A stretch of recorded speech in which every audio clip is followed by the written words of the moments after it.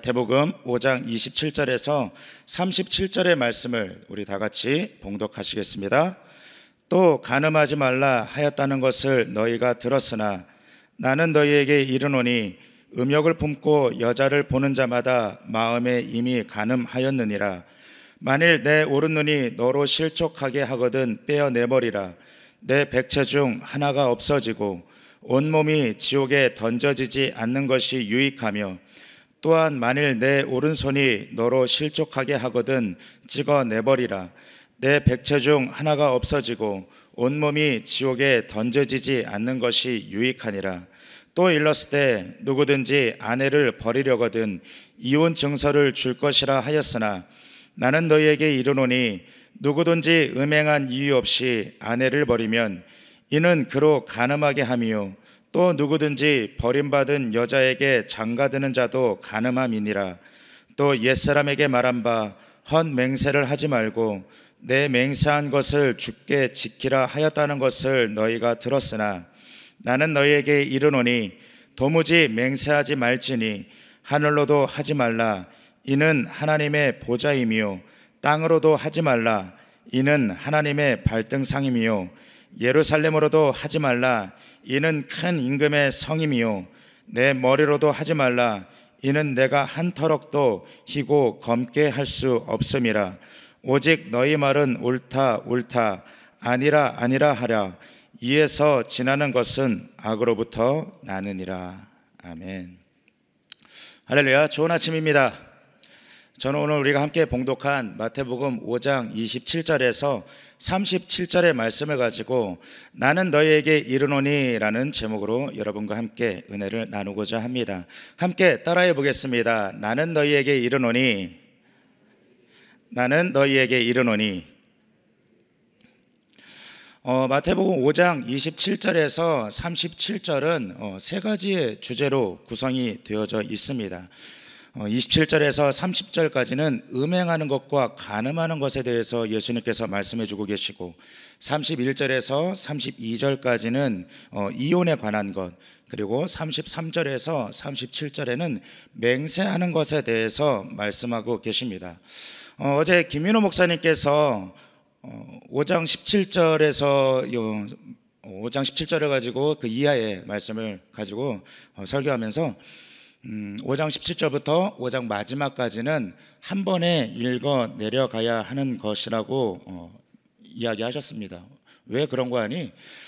예수님께서 팔복에 대해서 말씀하시고 빛과 소금이 우리가 어떤 역할을 해야 하는지 말씀하신 이후에 이제 이 율법을 가지고 율법이 무엇인지, 이스라엘이 율법을 어떻게 받았고 어떻게 행하는 것들에 대해서 이해하고 있었는지에 대해서 말씀하신 이후에 나는 너에게 이르노니 라고 말씀하시면서 예수님께서 율법을 새롭게가 아니라 하나님께서 율법을 주셨을 때에 그 본질적인 의미를 말씀해 주시면서 6개의 반제를 가지고 5장 끝까지 이어져 가고 있기 때문입니다.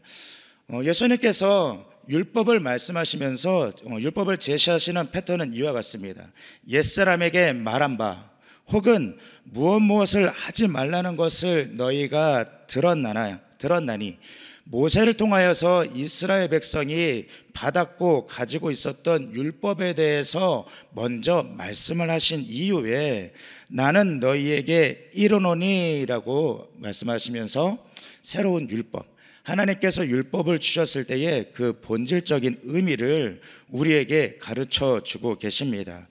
오늘 이제 우리가 읽은 5장 27절에서 37절까지 간음이나 그 다음에 이혼에 관한 것이나 맹세에 관한 것은 이전에 이스라엘에게 하나님이 율법으로 주셨던 것들에 대해서 그 본질적인 의미를 우리에게 가르쳐 주시는 것이라고 할 수 있을 것입니다. 그럼 오늘 지금 계속해서 나오고 있는 율법 이렇게 이야기하고 있는데 과연 그럼 율법은 무엇일까요? 어제 김민호 목사님이 어제 5장 17절의 말씀을 가지고 잘 설명해 주셨는데 조금 더 여기에 덧붙이자면 우리는 율법을 이해하기 위하여서는 하나님께서 왜 이 율법을 주셨는지 그 의미에 대해서, 이유에 대해서 이해해야 오늘 비로소 예수님께서 새롭게 말씀해 주시는 이 율법의 참된 의미에 더 깊게 다가갈 수 있다라고 하는 것입니다. 율법이라고 하는 것을 우리가 성경을 읽으면서 그리고 설교를 통해서 많이 듣습니다. 그런데 정확한 의미보다는 정확한 의미를 알려고 하는데 조금은 아리송할 때가 더 많아요. 수박 겉핥기처럼 뭔가 이렇게 더듬더듬 알아가는 그런 느낌이 더 강하다라고 하는 것입니다. 율법을 다 지켜 행해야 하는데 율법을 우리가 다 지켜 행할 수 없어서 예수님께서 이 땅 가운데 오셨다라고 하는 이야기, 그리고 예수님의 은혜를 통하 십자가 대속의 구원의 은혜를 통하여서 우리가 구원을 받았기 때문에 그러면 이전에 주어졌던 율법은 우리가 지켜야 되는지 안 지켜도 되는지, 그렇다면 우리는 십계명에 대해서 우리는 왜 계속해서 배우고 십계명에 대한 그 의미들을 우리는 공부하고 있는지, 오늘날 나와 이 율법이 어떠한 상관관계가 있는 것인지, 우리는 이 율법에 주신 이유에 대해서, 그리고 율법이 어떠한 기능을 하였는지를 이해할 수 있을 때에 오늘 예수님께서 가르쳐 주시는 이 율법의 참된 의미를 알아갈 수 있다라고 하는 것입니다. 사랑하는 여러분, 율법이 무엇일까요? 말 그대로 법입니다. 이 법이 무엇입니까? 어떤 것에 대한 기준이 되어지는 것입니다. 법이 있음으로 인하여서 선과 악이 구별되어지기도 하고요, 옳은 것과 그른 것이 이 기준을 통하여서 드러나게 됩니다. 그리고 이 법이 있음으로 인하여서 그 법을 어겼을 때에 어떠한 처벌을 받는지 이 법이 기준이 되는 것을 통하여서 우리는 이제 하나님께서 가르쳐 주신 것을 알아갈 수 있다라고 하는 것이죠. 그러니까 이 법을 통하여서 상과 벌이 주어지게 되고 선과 악이 무엇인지 나누게 된다라고 하는 것입니다. 하나님과의 관계에 있어서 죄로 인하여서 단절되어져 버린 인간은요, 마음이 오염되어 버리고 그 다음에 하나님을 아는 지식이 흐려지는 것으로 인하여서 하나님이 어떠한 분이신지 더 명확하게 알고 나아가지 못하는 상태가 되었습니다. 마음의 양심은 있으니까 이것이 좋은 일인지 나쁜 일인지 혹은 선한 것인지 악한 것인지는 어떻게 느낌을 가지고 알 수는 있지만은 법이라고 하는 명확한 명제가 주어지고 정확한 기준이 주어지기 전까지는 죄가 죄인지도 모르고 그 죄의 경계를 넘어가면서 살아가는 존재라고 하는 것이지요. 도둑질을 예를 들어서 이야기하면은 남의 것을 취하는 것이 나쁜 것이라고 하는 것을 알고 있습니다. 적어도 마음의 양심이 그 기준이 이것이 옳다 그르다라는 것을 알려주고는 있지만 앞서 말씀드린 바와 같이 이것이 어떠한 죄인지 이것을 범하였을 때 어떠한 심판을 받게 됐을지에 대한 명확한 처벌이 없으니까 나쁜 것인 줄을 알면서도 그 이성 본능을 따라서 남의 것을 뺏고 내 것을 취하는 욕심을 채워져가는 본성이 더 강했다라고 하는 것이지요. 우상숭배에 있어서도 마찬가지입니다. 하나님께서 우상숭배하지 말라라고 말씀하셨던 이 명확한 기준이 있었을 때에 왜 우상숭배가 나쁘고 하나님이 왜 우상숭배를 싫어하시는지, 우상숭배함으로 인하여서 하나님의 어떠한 심판을 받게 되어지는지 이 법이 율법이 있음으로 인하여서 우리는 그것을 밝히 알게 된다라고 하는 것입니다. 이처럼 율법은 기준을 제시하는 기능을 갖고 있습니다. 두 번째로 율법은 하나님의 성품을 보여주고 있습니다. 율법에 살인하지 말라라고 말씀하시는 그 율법을 우리에게 주신 하나님이 왜 우리에게 살인하지 말라라는 것을 우리가 보게 될 때에 하나님은 생명을 존중하시고 남의 생명을 취하는 것을 좋아하시는 하나님이 아니시구나. 도둑질하지 말라라는 계명을 통하여서는 하나님은 남의 것을 취하여서 거짓된 이득을 취하는 것을 싫어하시는 하나님이시구나. 우리가 이 율법을 볼 때에 하나님의 성품에 대해서 알아갈 수 있다라고 하는 것입니다. 이처럼 율법을 하나님이 주셨을 때에는 어떠한 기준을 제시하시고 또 하나님의 성품을 보여주시기 위하여서 율법을 주셨습니다. 이 율법을 왜 중요하냐라고 하는 것이냐면은 죄로 인하여서 하나님과의 관계에서 단절되어져 버린 인간은요, 하나님께로 나아갈 수가 없다라고 말씀을 드렸습니다. 그런데 하나님께서 율법을 주시면서 하나님의 성품이 무엇인지를 보여주셨고, 선과 악에 대한 것, 옳고 그름에 대한 것들이 명확해지는 것으로 인하여서 의롭다 하심을 입어갈 수 있었던 어떤 방법의 하나였다라고 할 수 있다라는 것이죠. 우리는 구원을 얘기할 때에 하나님의 의롭다 하심을 입어 나의 공로가 없지만 예수 그리스도를 믿는 믿음으로 예수님을 믿었더니 그 믿음을 하나님이 의롭게 여겨주셨다라고 알고 있습니다. 그 의롭다 하심을 입어서 우리가 구원을 받았고, 구원받은 우리는 하나님의 자녀로서 이 땅에서 하나님과 함께하며 살아가게 된 것이지요. 마찬가지로 하나님께서 율법을 주셨을 때는요, 이 율법을 지켜 행하는 것으로 하나님의 성품을 닮아가고 하나님의 그 뜻을 준행하면서 살아가게 하고자 이 율법을 주셨는데, 이따가 말씀을 드리겠지만 이 율법이 지켜 행하는 것으로 하나님을 닮아가고 하나님께서 주셨던 그 본질적인 것이 우리의 삶에 드러나는 것이 아니라 율법주의로 빠지게 되어지고, 이 율법을 가지고 하나님이 기뻐하시지 않는 어떠한 이제 수단과 방법으로 율법을 이용하는 내용들이 나오게 된다라고 하는 것입니다. 다시 말씀으로 돌아가서 하나님께서 율법을 주셨을 때에 하나님께서 율법을 주신 가장 큰 이유는 하나님의 백성이 율법을 지켜 행하면서 하나님이 기뻐하시는 선을 행하고 또 하나님이 싫어하시는 악을 떠나서 하나님의 의로우신 성품을 닮아가게 하려고 이 법을 주신 것입니다. 그러니까 하나님이 이 율법을 주셔서 너희가 율법을 지키나 안 지키나 내가 보고 있다, 혹은 이 율법을 통하여서 우리를 괴롭게 힘들게 하려고 주신 것이 아니라 하나님의 성품에 대해서 보여주시고 하나님과 같이 하나님을 닮아가는 백성이 되어지게 하기 위하여서 율법을 주셨다라고 하는 것이죠.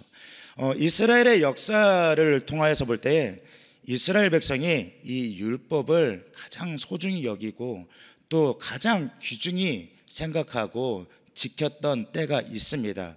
그 때가 언제인고 하니 포로기를 겪고 난 이후에 에스라와 느헤미야서를 통하여서 이들이 포로에서 돌아오고 성전을 재건하고 예루살렘 성벽을 다시 재건한 이후에 광장에 모였을 때에 학사 에스라가 그들에게 율법을 낭독하였던 장면을 여러분들은 기억하고 계실 것입니다.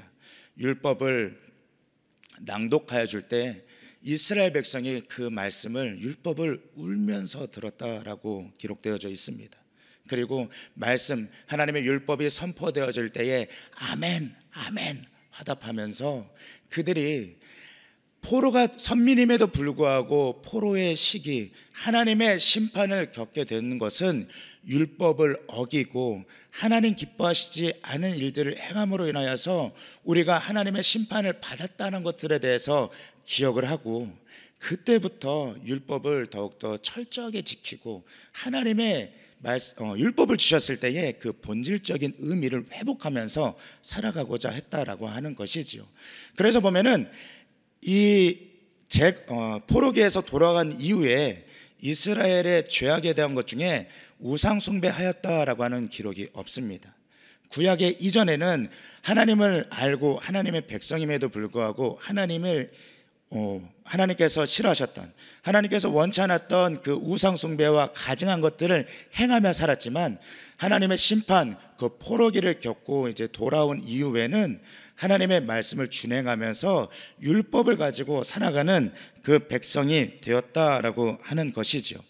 그런데 시간이 흘러가면서 조금씩 이 율법을 사랑하고 지켜갔던 모습이 외식하고 그 다음에 율법주의로 빠지는 형식적인 신앙과 믿음이 이들 안에 나타나게 되었습니다. 하나님께서 이 율법을 주셨을 때를 기억하시기를 부탁을 드립니다.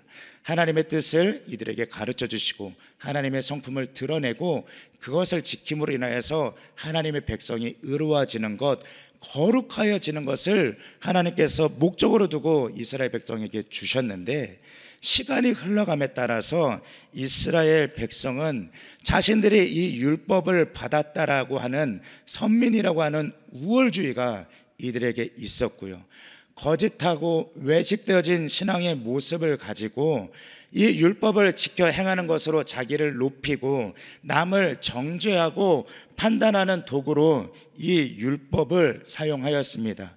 이 율법을 가지고 행하는 것으로 계급을 지었고, 자신조차도 율법대로 살아가지 못하면서도 율법을 잘 지키고 행하는 그 거짓된 모습을 통하여서 회칠한 무덤이라고 하죠. 겉과 속이 다른 모습, 말씀대로 살아가지는 못하지만 허례허식과 외식하는 모습 가운데에 신앙생활을 하게 되어지는 하나님 기뻐하시지 않는 모습들이 이스라엘 백성 안에 율법주의로 드러나게 됐다라고 하는 것입니다. 사랑하는 여러분, 이러한 율법주의의 그 모습들은요, 오늘날 우리 교회 공동체 안에도 드러나는 경우들이 왕왕 있습니다. 어떤 때일까요? 기도는 좋은 것입니다. 하나님의 뜻을 구하고 하나님의 뜻을 발견하고 하나님과의 그 관계 가운데 있는 축복의 소통의 통로가 되는 것이 기도인데, 율법주의로 빠지게 되면은 나는 하루에 기도를 3시간, 4시간 해, 기도 하루에 30분 하지 않는 당신의 신앙보다 내 신앙이 낫다라는 것을 은연중에 드러나 보이면서 내 의를 드러내고 내가 조금 더 높은 곳에 있고자 하는 나를 드러내는 거짓된 모습이 오늘날 우리 공동체 안에 보여질 때가 많다라고 하는 것입니다. 말씀을 중요시하면서 우리가 성경을 읽어야 하는 이유도 알고 있습니다.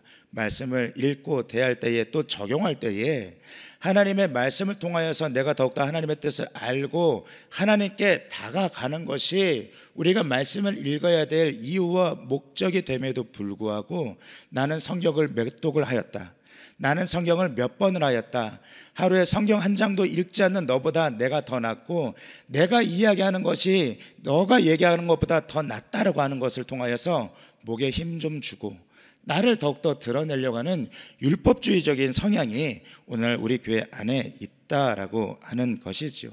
그러니까 무엇이냐? 나를 자랑하고 싶은 거예요.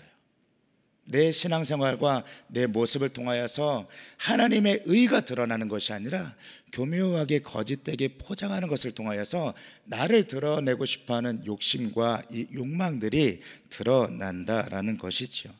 사랑하는 여러분, 하나님께서 이 율법 조항들을 통하여서 무엇을 하지 말라는 것을 너희가 알았으니 너희가 이것을 하지 말라라고 말씀하셨을 때에, 무엇을 하지 말라라고 말씀하시는 것은요, 우리에게 요구하시는 최소한의 조건입니다.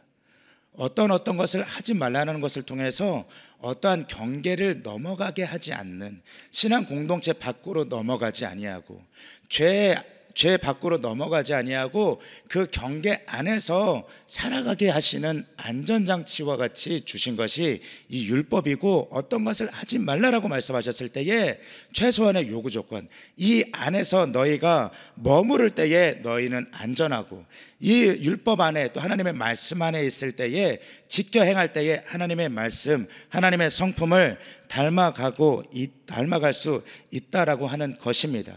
근데 앞서 말씀드린 것 같이 유대인들은 이스라엘 백성들을 외식하는 신앙의 도구로 이 율법을 가지고 살았고, 또 무거운 율법, 가벼운 율법으로 자기의 입맛에 맞는 건 자기를 드러낼 수 있고, 또 자기가 관심 있는 것은 조금 지키는 척하지만 율법이 하찮게 여겨지고 내 생각과 그 마음의 중심에 있어서 내가 이것을 지키지 않아도 됐을 때에는 교묘하게 피해가는 모습들을 이스라엘 백성들이 가지고 있었다라고 하는 것입니다.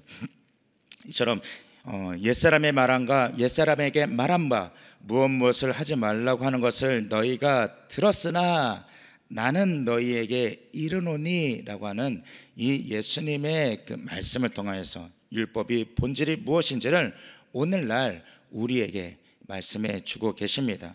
마태복음 5장 20절은 다음과 같이 이야기하고 있습니다. 내가 너희에게 이르노니 너희의 의가 서기관과 바리새인보다 더 낫지 못하면 결국 천국에 들어가지 못하리라. 무슨 말입니까? 이제 예수님께서 율법의 본질에 대해서 해석하고 그 본질을 말씀해 주실 것입니다. 그 예수님의 말씀을 들은 너희는 이전에 바리새인과 서기관들이 율법주의적인 신앙의 모습으로 행했던 그런 모습이 아니라 그들의 의보다 더 나은 의로운 모습으로 살아가야 한다라고 하는 그 중요성을 가지고 말씀하고 계시는 것입니다.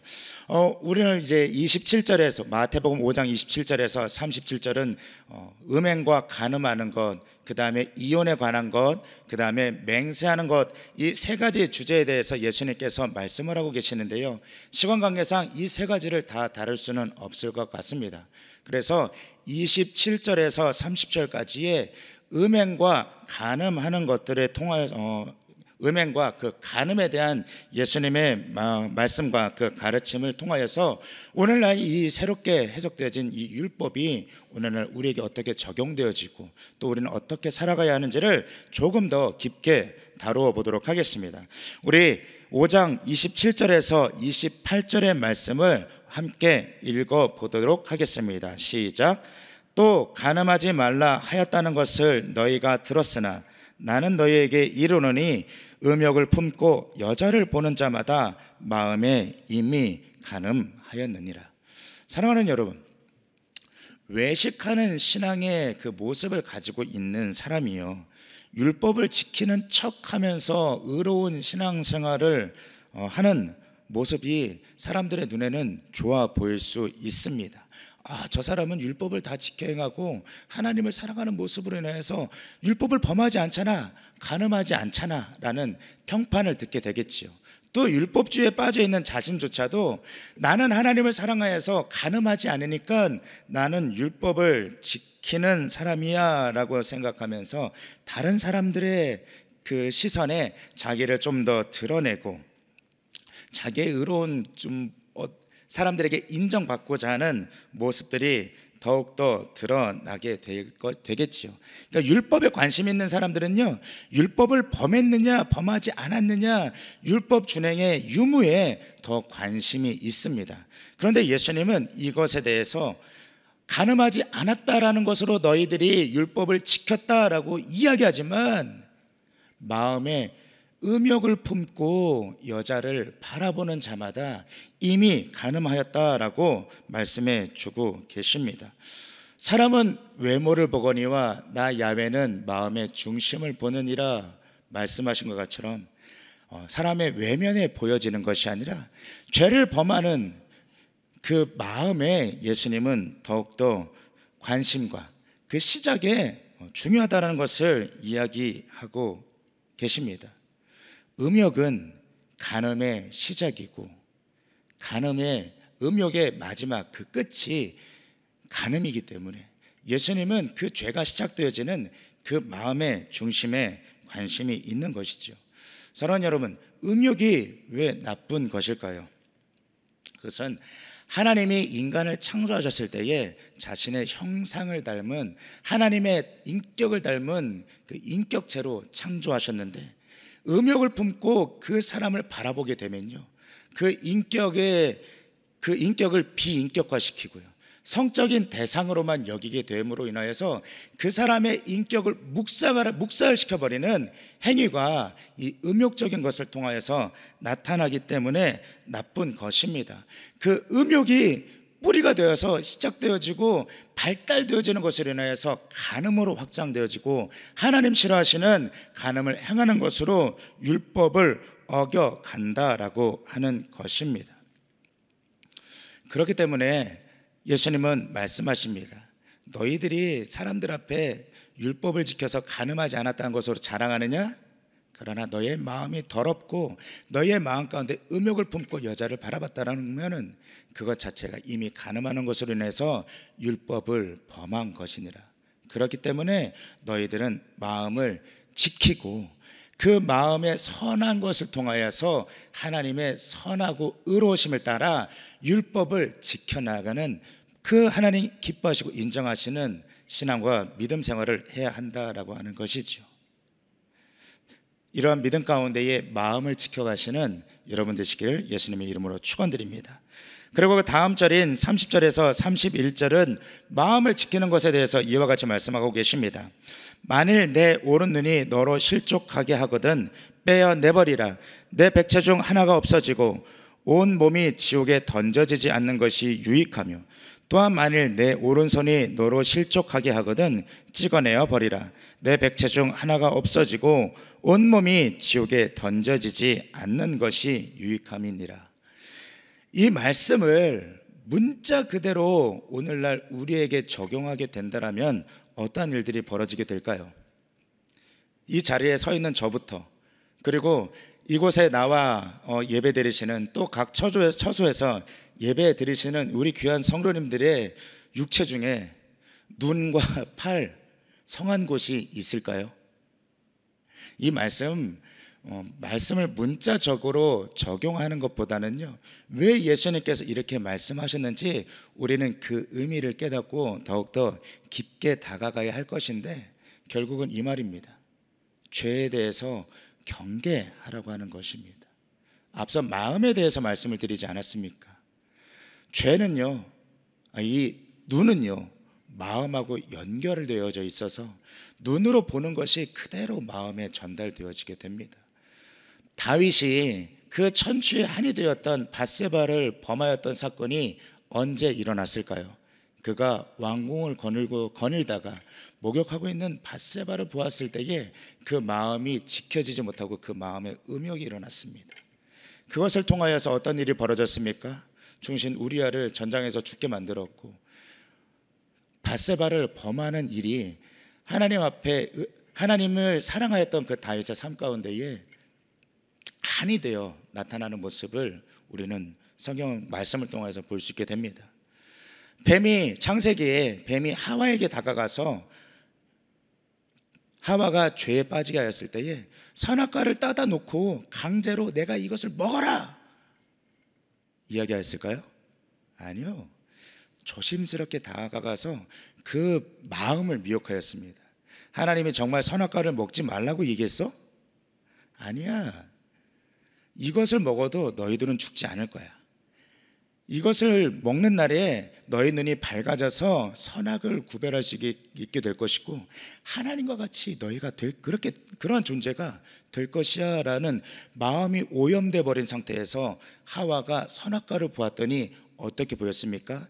이전에는 하나님께서 이것을 먹지 말라, 그것을 먹는 날 죽으리라 말씀하셨을 때는 그 선악과를 바라봤을 때에 하나님을 기억하였을 것입니다. 하나님이 말씀이 저것을 행하지 말라라고 말씀하셨기 때문에 나는 저것을 행하지 않을 것이야. 그런데 마음이 오염돼 버린 그 오염된 마음의 시선의 눈으로 그 선악과를 봤을 때에 탐스럽고 먹음직스럽기도 하였고 지혜롭게 할 만큼 그에게 보였다라고 하는 것이지요. 그러니까 하와는 인류 최초로 시어머니가 없는 축복의 은혜를 받았지만 인류 최초로 하나님의 말씀에 불순종하는 것으로 인해서 하나님의 말씀을 범하여 버리는 죄를 범했다라고 하는 것이지요. 이처럼 눈과 마음은 연결되어져 있습니다. 눈과 마음은 연결되어져 있기 때문에 예수님은 율법을 통하여서 우리에게 오늘 말씀하고 계시는 것은 너희들이 어떤 하나님의 말씀을 지켰다 지키지 못하였다 이것 이전에 너희들의 마음을 점검하고 너희들이 보는 것을 죄에 대해서 경계하고 그 마음을 지키라라는 새로운 율법을 해석하고 우리에게 제시해 주고 있는 것입니다. 우리의 마음은 영적 전쟁터입니다. 하나님의 마음을, 하나님의 뜻을 알아서 하나님의 뜻을 쫓아 살아가고자 하는 마음 하나와 또 세상 가운데에 죄로 물들어 버려서 또 세상의 정욕과 욕심 가운데에 살아가고자 하는 이 두 가지 마음이 싸우는 곳이, 그것이 우리의 마음이고 이곳이 영적 전쟁터라고 하는 것입니다. 마음이 오염되어지면은요, 하나님을 볼 수 없습니다. 예수님께서 팔복에 대해서, 8가지 복에 대해서 말씀하시면서 마음이 청결한 자는 복이 있나니 그들이 하나님을 볼 것이요라고 말씀하셨습니다. 죄로 인하여서 그 마음이 오염되어지고 그 마음이 청결하지 못하다라면 하나님을 볼 수 없습니다. 오늘 말씀을 기억하시면서 죄를 경계하고 마음을 믿음 가운데에 지켜 나아가며 하나님의 말씀을 지켜 살아내시는 여러분 되시기를 다시 한번 예수님의 이름으로 축원드립니다. 기도하시겠습니다. 사랑과 은혜 하나님, 오늘도 말씀을 통하여서 하나님의 지혜를 알고 하나님을 닮아가게 됩니다. 우리는 하나님의 말씀을 지켜 행하는지 지켜 행하지 못하는지 그것에 더 관심이 많고, 때로는 체면이라고 하는 것에, 때로는 다른 사람의 시선에 내가 어떻게 보일지 그것을 몰라 외식하는 모습으로 신앙생활을 할 때 역시도 있습니다. 그러나 아버지 하나님, 오늘 말씀을 통하여서 그 말씀을 지켜 행하는 그 시작이 되는 것이 우리의 마음임을 알았고, 아버지 하나님, 그 마음이 청결하여야 하나님을 볼 수 있음을 알았습니다. 이 마음을 지켜 행하며 죄로부터 벗어나고 하나님 바라보게 하여 주시고, 이 마음의 청결함으로 주님을 바라보며 주님과 함께하며 이 땅 가운데에 살아가며 하나님의 나라의 의와 평강과 축복의 은혜를 누려가는 우리 모두가 되어지게 하여 주시옵소서. 비록 저 가운데 넘어진 이들이 있을지라도 아버지 하나님, 그 마음을 주님 앞에 나와 찢으며 통해 자복하며 아버지 하나님 회개하며 돌이키는 은혜 가운데에 더욱더 하나님 앞에 있게 하여 주시고, 연약한 무릎을 일으켜 세우며 다시 한번 우리가 믿음 가운데 나아갈 길을 바라보게 하여 주시고, 성령 하나님의 손을 잡고 주님과 동행하며 나아갈 수 있도록 주여 도와주시옵소서. 이 시간 또 주님께로 나아가며 귀한 물질에 마음을 담아 섬기는 손길이 있습니다.